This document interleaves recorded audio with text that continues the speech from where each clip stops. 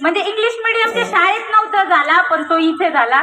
आणि खंत ह्या गोष्टीची आहे की हे टीचर लोक आलेत आणि माझे मुलं म्हणजे आता माझी पोरगी जाणार या शाळेतून, ती अगोदर असायला हवी होती. म्हणजे त्या तिच्यामध्ये भरपूरसे चेंजेस झाले असते मॅडम. आणि खरंच मी म्हणजे तुम्ही हे नका विचार करू की महिलांमध्येच ही चर्चा चालू आहे की आपल्या शाळेमध्ये बदल होत आहे.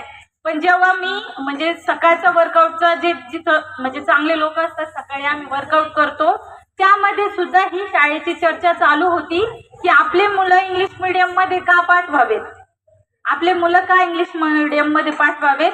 गावातल्या शाळेमध्ये जर एवढे बदल होत आहे की ज्या सुविधा भेटत आहे तर आपण ते इथं का टाकू नये. म्हणजे चांगल्या चांगल्या लोकांची मुलं जे इंग्लिश मीडियम मध्ये जातात त्यांचे सुद्धा निर्णय बदललेले आहेत. आणि ह्या जून मध्ये मॅडम खरंच इथं मुलं येणार आहेत. मी हे पण केलं. आणि राहिला खरंच आपण पण प्रयत्न करूया, आपलं स्वतःच जे घरातलं लहान बाळ आहे त्यालाही आपण इथं पहिलीमध्ये टाकूया.